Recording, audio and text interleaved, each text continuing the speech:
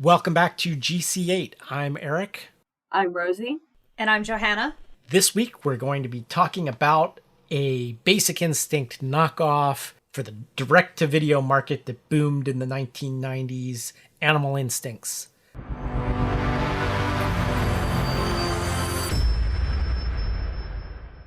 Been going through the Sopranos series. Love it. It's still one of the best shows out there, still to this day. It holds up. I have decided that one of the things I need to do as a parent is show my son important films before they are spoiled for him.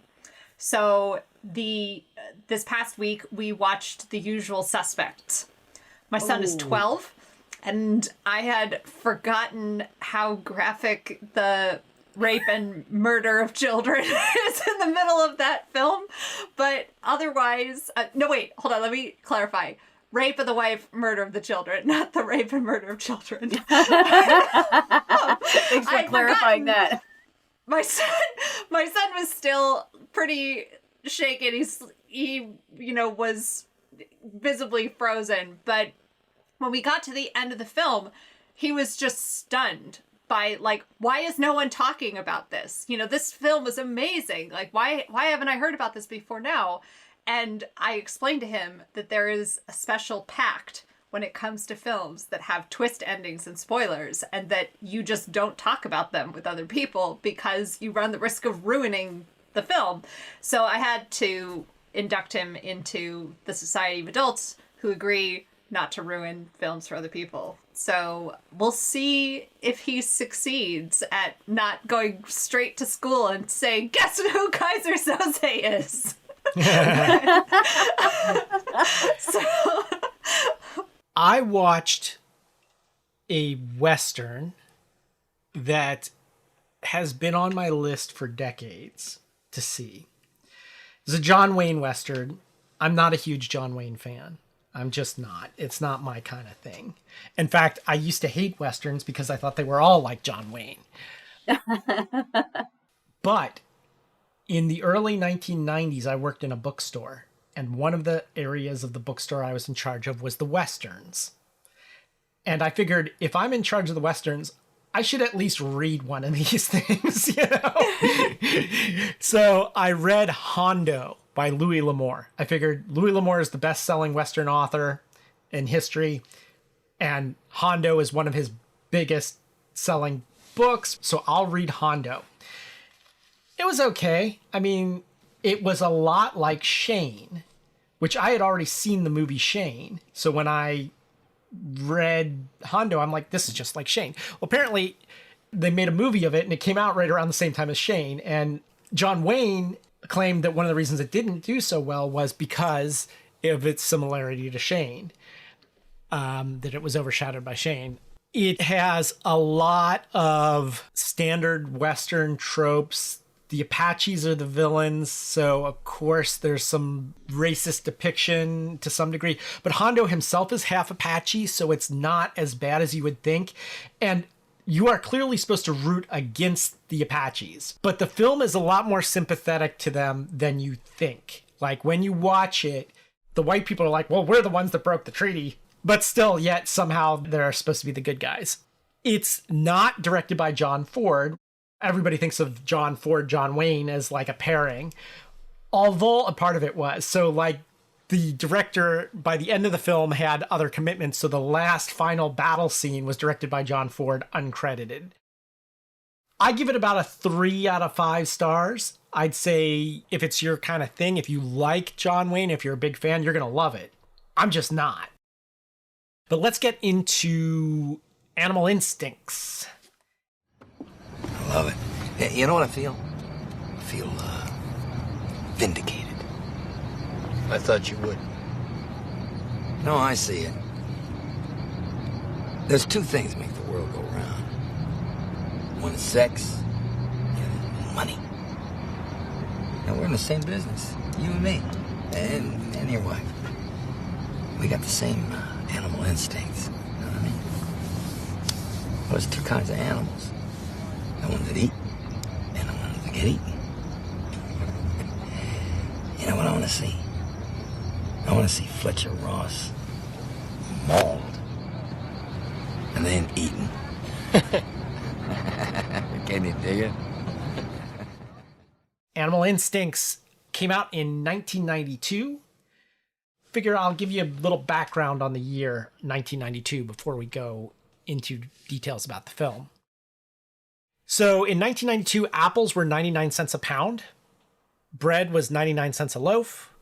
Eggs were approximately 93 cents a dozen. Milk, $2.78 a gallon.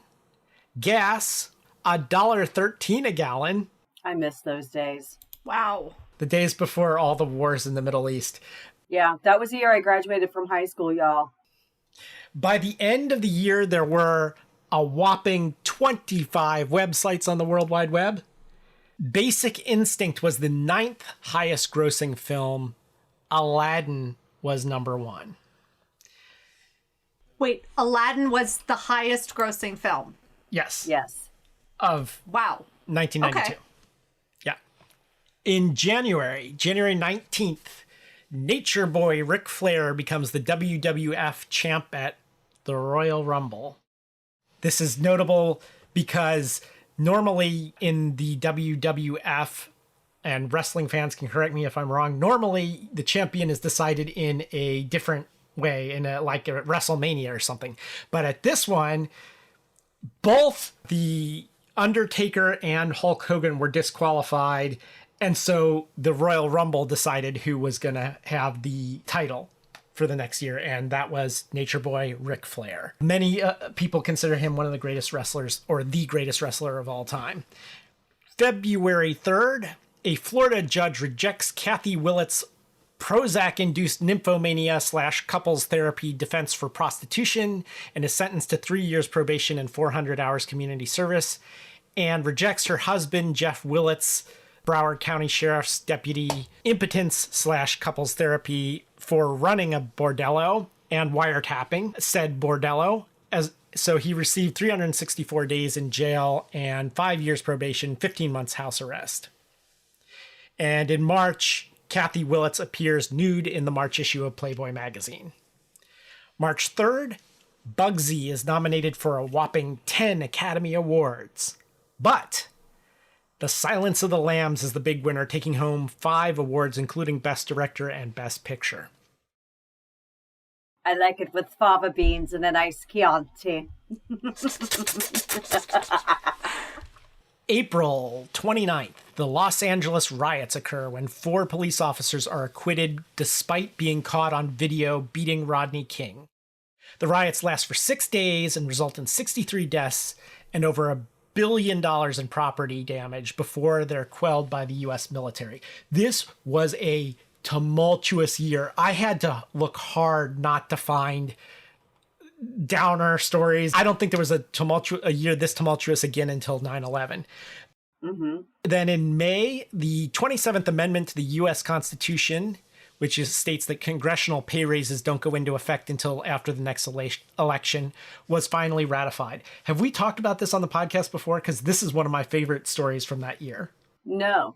Okay, so it was proposed in 1789, but it languished until there's this ultimate rules lawyer. This is such a gamer move. There was a guy, Gregory Watson, who was a poli-sci major at Austin, and he got a C on a paper in which he argued that it was still pending ratification. He got a C, so he appealed the grade, and his appeal failed. So then he started a letter writing campaign to state legislatures to get the 27th Amendment finally ratified, which he succeeded in doing.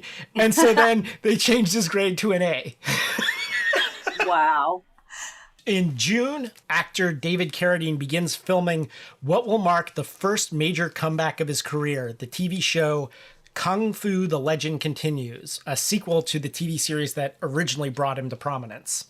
June 23rd, New York mafia boss John Gotti is sentenced to life in prison on racketeering and murder charges.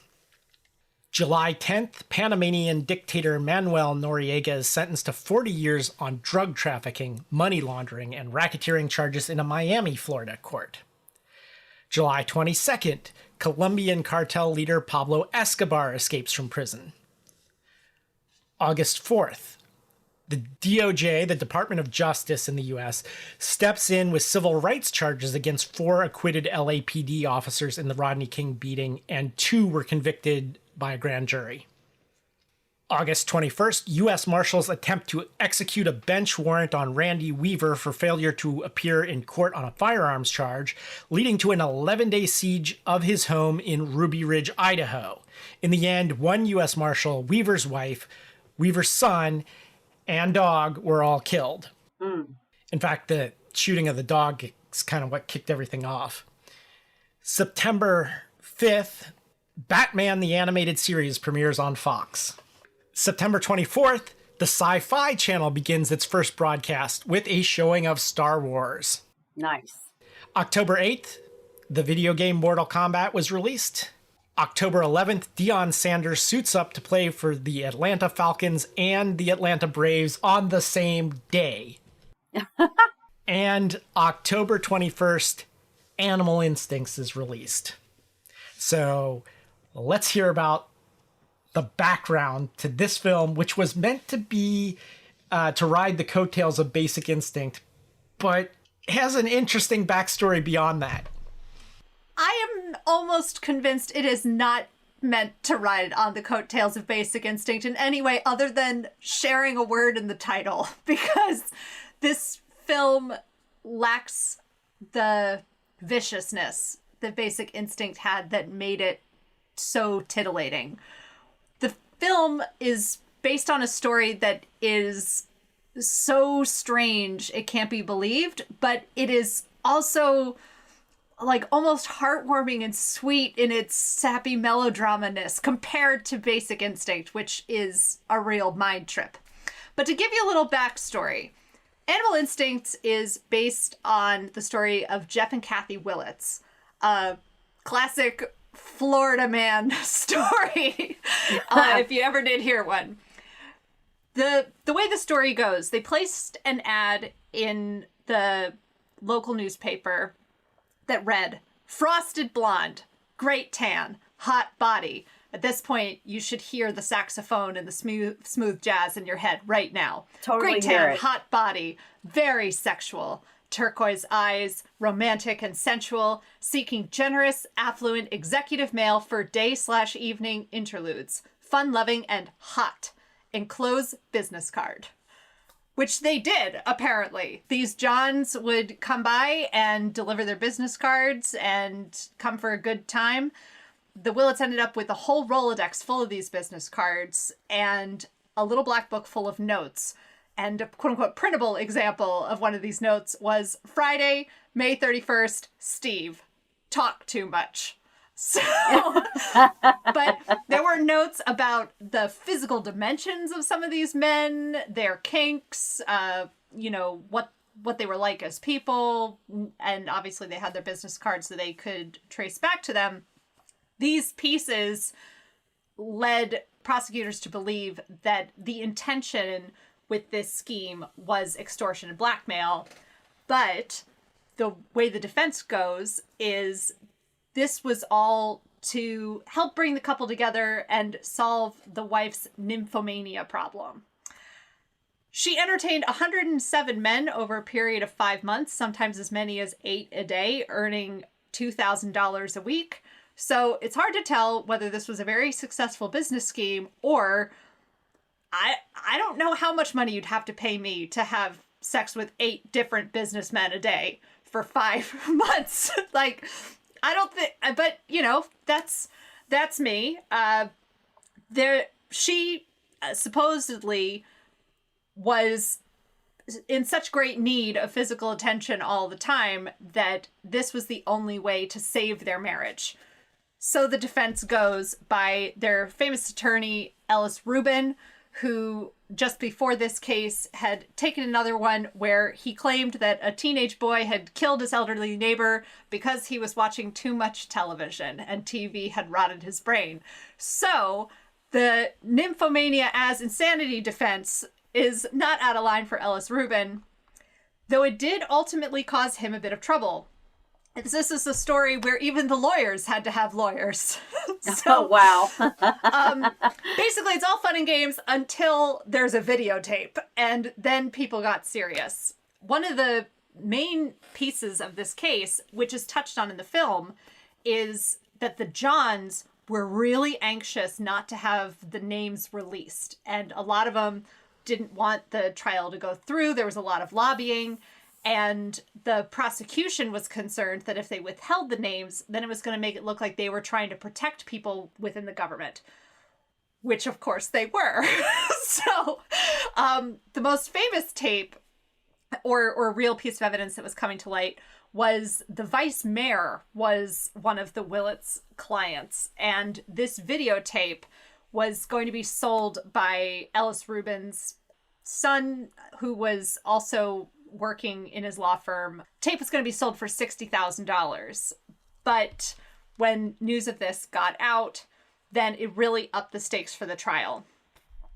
Ultimately, they were able to file a plea bargain, and Kathy was sentenced to 3 years probation and 400 hours community service. And Jeff, her husband, was sentenced to 364 days in prison and 5 years of probation. They, in the meantime, got real famous, sold tons of merch, think buttons that said, "I'm not on the list," and t-shirts that said, "Kathy did Fort Lauderdale." They, would go on vacations, and there were TV crews that would follow them and basically trace their every move. She did some centerfolds for Playboy. So this was actually a really great turn, and they seemed to take it very well until after serving this probation period, Jeff gets out of prison, and within a week, he has tried to assault Kathy. Turns out that she's pregnant with some other man's child, and after this assault attempt, then Jeff goes back to prison. Kathy also goes to prison for failing to fulfill her community service because no one wanted to hire a famously problematic person to participate in their wholesome organizations. So Kathy also ended up going to jail. The one piece of this that was really hard to find, the news of the time period focus a lot on the salaciousness of the story, how many partners she had, how brazen she is about her sexuality, which I'm not clear that this was all of her own initiative, so I'm hesitant to applaud her for it, because it seems like her husband maybe pushed her into it, which I'm not going to jump up and cheer for. But supposedly the way they got caught was she became emotionally involved with one of the Johns, and the husband got jealous and then threatened to kill the guy. Oh. So that ultimately was what caused one of the Johns to call the police and tip them off. That part of the story doesn't really show up in the film, but what we do see is the sense of loneliness and frustration within the marriage, despite the fact that the main couple seemed to really care about each other in some ways and just had a terribly dysfunctional marriage in others. Anyway, it's interesting to go through these articles because you can read between the lines the voyeuristic fascination of people during the time period. One of the main things is Noriega, the Panamanian strongman, was also on trial in Florida at the same time. And he personally got very frustrated by how little airtime and attention he was getting for his case because everyone was so obsessed with this Florida couple. So, wow. I think as we go and talk about the film, talking about the voyeuristic elements and why are we interested in this, I'm curious to hear whether either of you think the film is commenting on this or and being critical or trying to draw attention to that, or whether it's just fully embracing the exact kind of mentality that made people so interested in this case in the first place. Well, before we get into that, I want to say a couple of things about the real life case. So this movie isn't supposed to be a dramatization of it, but it tracks close on a lot of axes. But a couple of things that stuck out to me about this was that, one, he was a cop. He was actually a sheriff's deputy. And like the sheriff or someone above him in the sheriff's department was one of the Johns.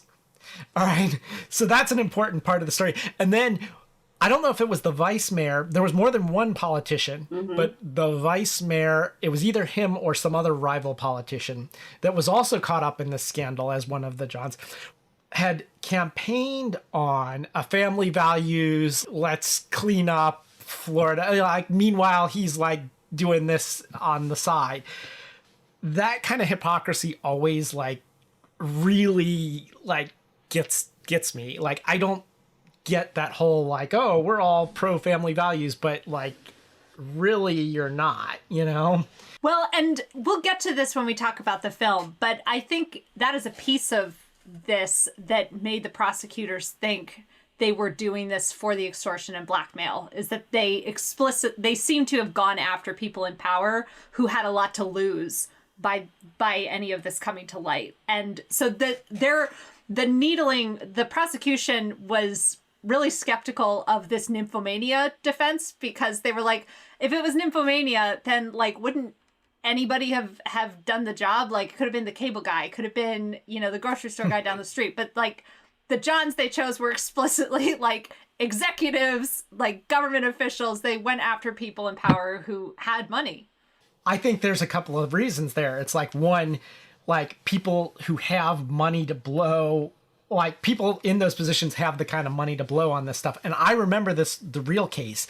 And to me, it seemed like a distinct possibility could have been, there was a sort of blackmail angle to it, but only if people blew the whistle on them, right? It was an insurance policy more than anything else. It's like, okay, you know, you're welcome to come here and like spend money and whatever, but if you try to shut us down, then, you know, we've got this, you know? Right. That was my recollection from the time. Now, it's been a long time. It has been a real long time since then, so I don't remember the details. I'm not an expert.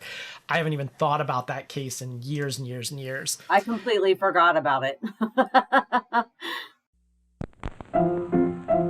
Let's all go to the lobby. Let's all go to the lobby. Let's all go to the lobby to get ourselves a treat. Delicious things to eat. The popcorn can't be beat. The sparkling drinks are just dandy. The chocolate bars and the candy. So let's all go to the lobby to get ourselves a treat. Let's all go to the lobby to get ourselves a treat. Do we get a snack or a drink this time? Oh, honey, if it's a movie about sex, we're having a drink. So I thought that there was no drink more appropriate for this film than Sex on the Beach. Ah! Yes. Perfect. Okay, so a classic recipe for Sex on the Beach is 1.5 ounces of vodka, 1/2 ounce peach schnapps, 1/2 ounce Chambord or creme de la cassis, 1.5 ounces of orange juice or pineapple juice. It's optional. 1.5 ounce of cran juice. So you add vodka, peach schnapps, Chambord, OJ, and cran to a shaker with ice and shake. Strain it into a highball glass. Garnish it with a cocktail umbrella or a slice of orange, or you could make a flag with an orange and a cherry. It's completely up to you. Pineapple has been mentioned as an option. Pineapple juice has been mentioned as an option instead of or in addition to the orange juice, however you prefer. Which, you know, supposedly pineapple juice makes your nutty bits taste a little bit better during oral, but we won't go there. Too late. This drink was very popular in the 80s and 90s party scene. It's still a favorite of mine today. The love of the drink did fade with the onset of the cocktail renaissance. It was first mentioned in 1982 in the American's Bartender School Guide to Drinks, which canceled out the rumor that it was invented in 1987 by bartender Ted Vizio to promote peach schnapps. It's also rumored to be a combination of 2 drinks, the Fuzzy Navel and the Cape Codder. So there is our drink. We're going to the lobby. I'm going to make mine a tall. This might be the first softcore porn film I've ever watched. I've, of course, explored both ends of the spectrum, like everything from the BBC version of Pride and Prejudice, which is very romantic and no flesh whatsoever, to, you know, you name it, Deep Throat, like all the classics. But this was the first softcore porn film, and I did not care for it. I have to say, like, usually there's at least something to think about in terms of the male gaze and how the film is commenting on the male gaze or something like that. But there was nothing. I have never been so bored looking at a woman's breasts. And that's coming from someone who does burlesque, and, like, you know, that's a passion of mine. But I was not into it. Shannon Worry is not a great actress. She's not the worst actress ever. She's not a great actress, though, but she does have an amazing body. I mean, I gotta give her credit for that, and is not at all shy about showing it. So this movie comes in 2 versions, an R-rated one and a NC-17. I guess an unrated one. So you have to remember, nowadays we're a little jaded because we have access to nudity all the time on the internet and stuff like that. This was not the case in 1992. So this was apparently where Blockbuster drew the line. They're like, okay, we're not going to do hardcore porn, but we need to have something. So they created its own section at the height of this for just the erotic thrillers. There were so many of them that were released on home video in the wake of Basic Instinct. I have the feeling that this was already in the works and they just slapped the title Animal Instincts on it to ride the coattails of Basic Instinct. I don't know. We have scant little information about the production of this. I don't think it's a good movie. I didn't find it incredibly engaging. But if you think of it in terms of someone that's fast forwarding this on video to the good parts are pretty good. Like, the good parts are beautifully shot. All right, I think the good parts are hit and miss, and here's why. There's a lot of biting people's chins. The kiss, like, the sex part is great. The kissing is really atrocious. Like, yes. These people do not know how to kiss, and it was like, why is your tongue there again? Like, you don't need to run your tongue all over her face. Like, no one asked you to do that. Yeah. Why is she putting her tongue all over their faces too? That's just weird to me. Yeah. I don't remember making out like that in the 90s. Yeah, there was a lot of chins, a lot more chin involved in the kissing than I remember. So that's one thing. The other thing is, one of her partners is this gorgeous, hot German blonde who's actually part of another couple, but then it seems like she has more of a fling with the wife in that couple than with the husband. Mm-hmm. And Ingrid. There is what's supposed to be a lesbian sex scene in which it is very clear that the director has never encountered a lesbian, never talked to them, has done no research, and the extent of his imagination of what it would be like if 2 women had sex together was, oh, let's rub our nipples together, have our nipples kiss, and that is what what's going to turn them on. And I was just like, guys, these women are not using their hands in the right places nearly enough for this scene to work. But was this before or after Queer as Folk came out? That's what I want to know. Way before. Okay. Before. There's that. But, I mean, surely they had films that they could reference to, I don't know, educate themselves about I'm not sure they did. Particular topic. I don't think they did either. I wanted to jump in here and say a little bit about this director, because the director came out of hardcore porn. Oh, well, there it is. He was recruited to do this. The name he directs under in hardcore porn was Jeffrey Dark, and he's considered to be one of the best directors. From people who work in the adult film industry, they say that it was good until he left to try to do mainstream stuff, and then that was the end of good porn until he came back. Also, an interesting thing about his dabbling at this time in the 90s with non-porn stuff is, one, he changed his name to Greg Hippolyta or something for this, which I guess is his middle name. He may be the only director in the history of directors who changed his name to do non-porn. Like, he's like, oh, I can't ruin my porn reputation, you know? This is my non-porn name. So, also, while we were doing this, pure coincidence, I was working on this and writing out my notes, and I've got a TV over here, and I was watching music videos, and I was watching the Cherry Poppin' Daddies Zoot Suit Riot. Mm-hmm. And I'm like, this is actually a pretty cool video. Get to the end, directed by Jeffrey Dark. That's so funny. One of the things he did during his time period away from porn was direct this music video for the Cherry Poppin' Daddies. Didn't you say that people who direct music videos typically don't direct movies very well? Yes, I did. And I still hold to that. Yeah. The people that come out of music videos. Now, he comes out of porn, which that's an even weirder one. I don't know many people who have gone from porn to mainstream. I'm talking about people who started on music videos and then went to mainstream films. So, yeah, this film has all the cliches. In fact, you mentioned earlier the cable guy. Yes, the cable guy shows up. Yes. And all I can hear in my head, although it came out years later, is bow chicka bow wow. No. I'm thinking of Maud Lebowski showing Jeff, the dude, the video of the beaver picture.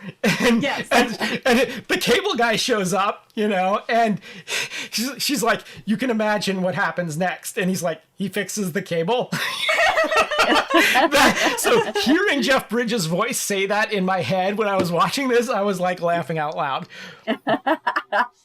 I think that this is not the most horrible film in the world. Joanne and David are the natural exhibitionist voyeur couple.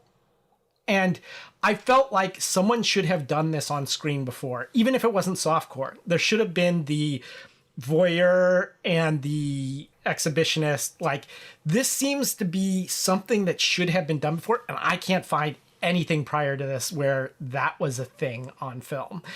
It came out many years later, but didn't it remind you a little bit of Loft with the guy videotaping? Yes. A couple other things I did like about this is David Carradine threw in some really cool stuff. There's a scene where he gets arrested, and like he's just brought this suitcase of money to the room, and like they're arresting him, and he's like looking back at the suitcase like, he clearly wants it, but he can't say anything because he doesn't want to alert the cops to the fact that there's this briefcase full of money. And it's just this little piece, but is so well done because in just a couple of looks, he conveys all of that. Yeah. Which is why Carradine was such a great actor.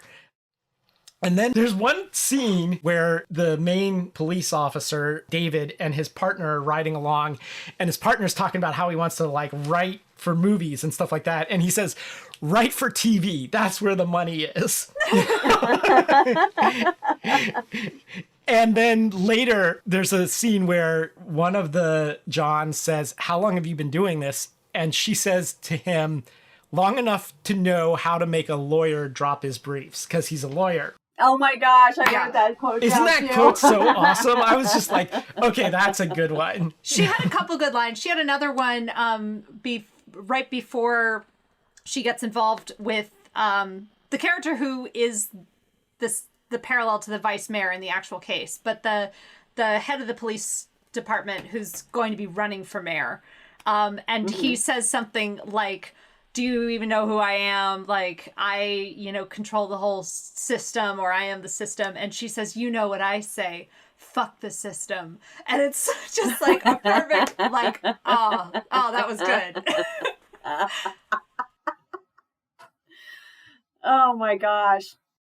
It seems to be the first one that got through the gates after Basic Instinct. But the floodgates opened, and there were tons of these things that came out. It was exhausting. Do you remember walking into a Blockbuster and just seeing tons and tons and tons of these? Like, Yeah, and I remember the trend, and it was exhausting and boring. My take on the show is it just reminded me of Cinemax if you turn it on at midnight. It's like every show like that. That's the whole reason why it's called Skinemax. It's just soft porn. That's softcore porn, and it somehow made the mainstream, and somehow they got David Carradine in it, and that was not a good comeback for him. Well, his comeback happened after this, right? Yeah. While he was making this, he was in the process of pre-production for Kung Fu. And that actually was like, my mom watched that show, you know? He should have just stuck with that and not gotten involved in this awful movie. It was terrible. I was not a fan of it at all. I was just like waiting for it to be done. Well, it was a paycheck, right? Nobody would hire him. He had a substance abuse problem. Yeah. He had a lot of problems in the 70s and the 80s, you know? So like by the 90s, he was like, you know. He was going through kind of what Mickey Rourke went through. Very much like Mickey Rourke. Yeah. Very much like Mickey Rourke. Without all the plastic surgery that messed his face up. But there's that. I think my takeaway is I hope someone takes this film and then makes a modern, more critical update that takes some of the stuff that's in it and just goes a little further. Mm-hmm. There's the scene in the beginning when she talks about having these fantasies of all of these men doting on her, and that she is fantasizing about being used by men and passed around, and that she's looking for that level of attention from her husband and that need to be desirable, and not really thinking about it of what she wants and her pleasure, but that her whole sense of that is framed through how men enjoy her body. Mm-hmm. I feel like the film almost is telling the audience, hey, this is not okay that this is how women see themselves. This is going to lead to misery if this is how this is going. But the film doesn't quite get there. So there are these moments where you have an opportunity to kind of put the pieces together and see how screwed up all of this is. Mm-hmm. But then the film just spends way too much time indulging the audience in watching this and in having the pleasure of watching it happen. So I almost want to see, like, if you've seen Nightcrawler, which is a similar kind of film about voyeurism, but particularly about how we all love tuning into the 10 o'clock news to see, like, all the violence, the car accidents, you know, all of that, and our thirst for violence. To take a Nightcrawler kind of approach to this story that intertwines the psychology of this more. The way I would like to see this revised is the Sharon Stone type attitude. So that this is an empowering experience for her. I feel like not just this film, but a lot of films at the time, they had to moralize and be like, see, this is bad and it will only lead to ruin. I would like to see one where it's like, they are living the dream. They both are in connection with each other. It really is right for them. Maybe remove the financial reason, but then the tension, the whatever comes from the fact that society's saying somehow, some way, this is wrong. We're going to stop you from doing this. I like the attitude that Sharon Stone had, where it was just like, yeah, I fucked him. You know, that's what I do. You know, like right.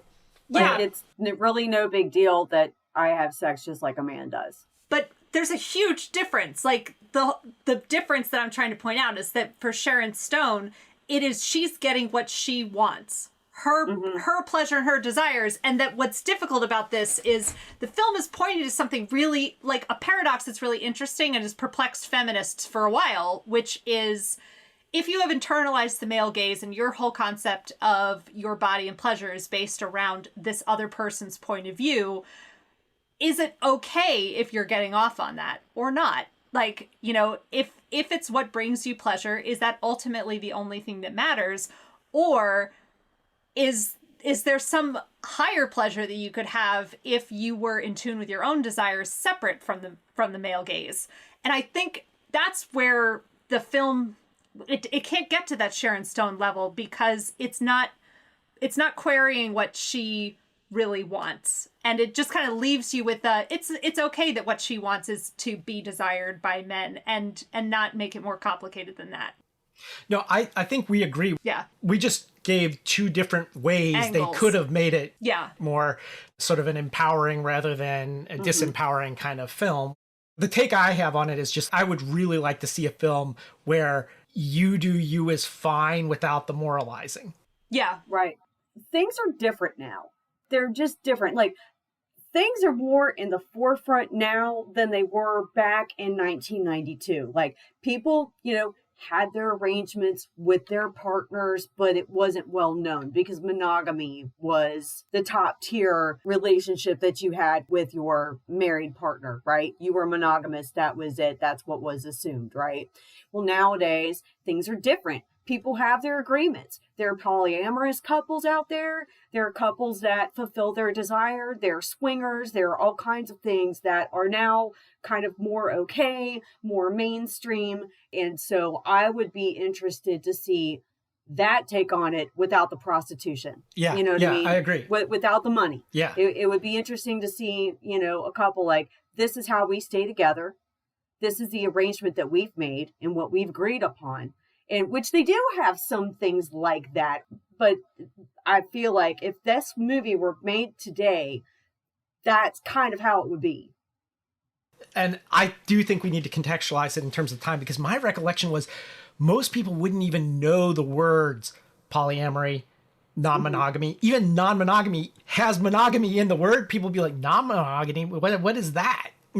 So I think that prostitution was the only way they could wrap their heads around it, Right. This is one of the areas where I feel like the film did a good job of filling in the gaps, insofar as you think this is meant to be a comment or based upon the Jeff and Kathy Willits story. One thing everyone was really hung up on is like, well, why did you charge money? Making it clear like this was probably blackmail and extortion, because the nymphomania husband and wife trying to sort out their marital issues by bringing other people into the marriage thing didn't make sense in the context of taking money for it.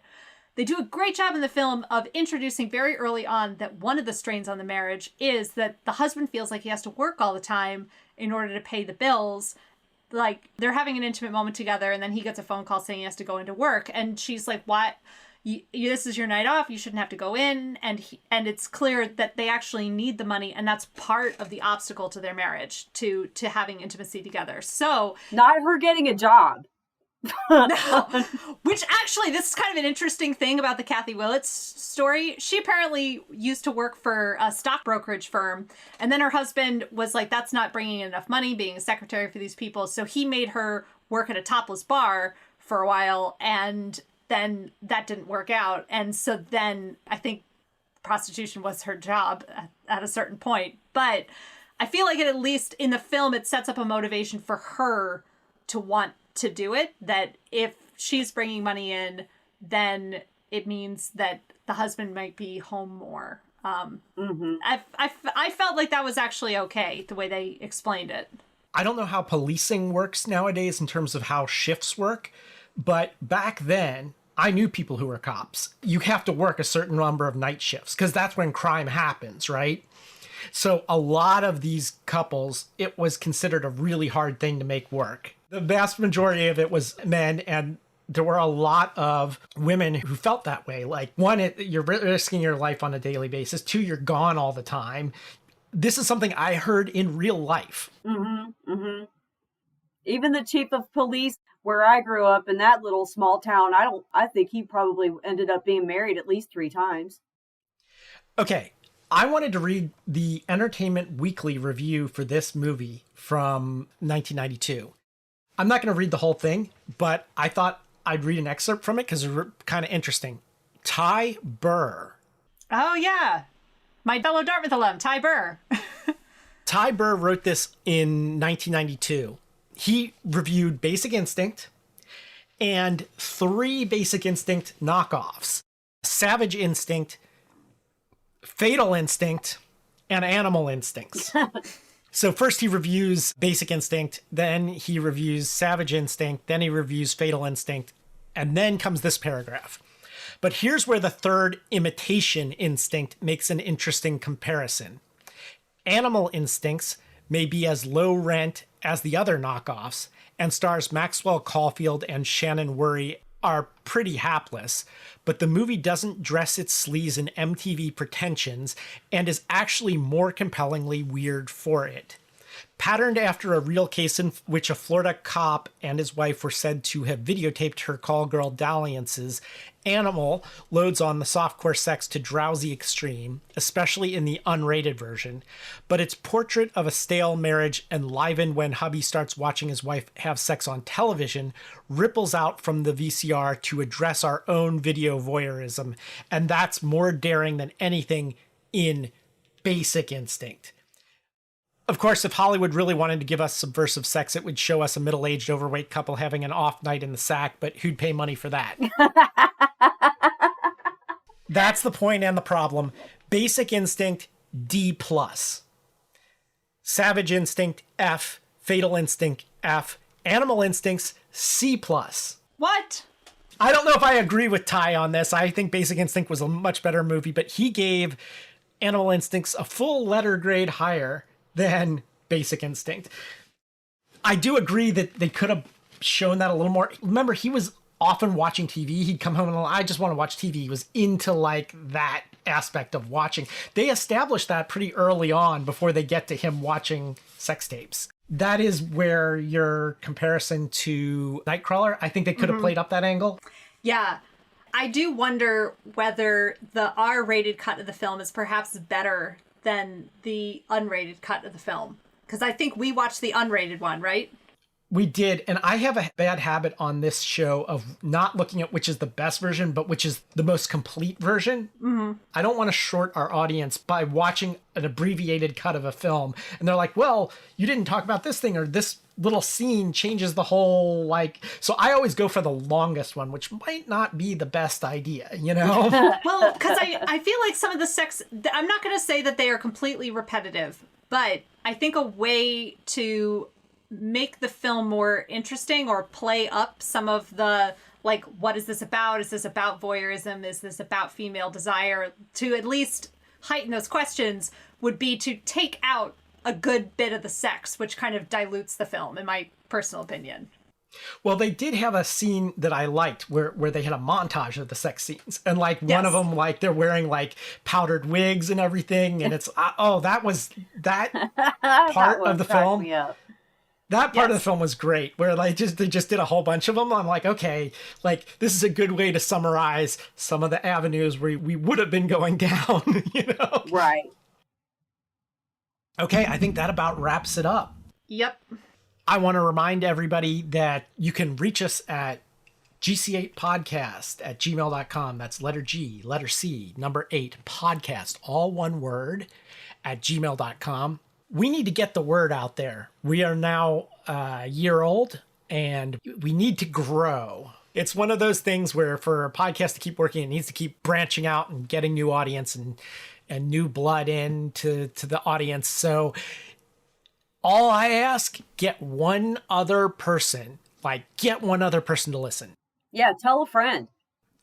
Just do whatever you have to get one other person to listen. Next year, we'll ask you to like get 2 other people maybe. But for now, get one other person to listen. That's all I've got to say.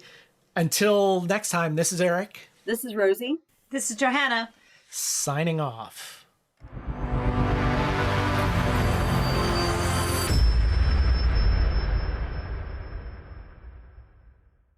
How long have you been doing this? Long enough to know how to make a lawyer drop his briefs.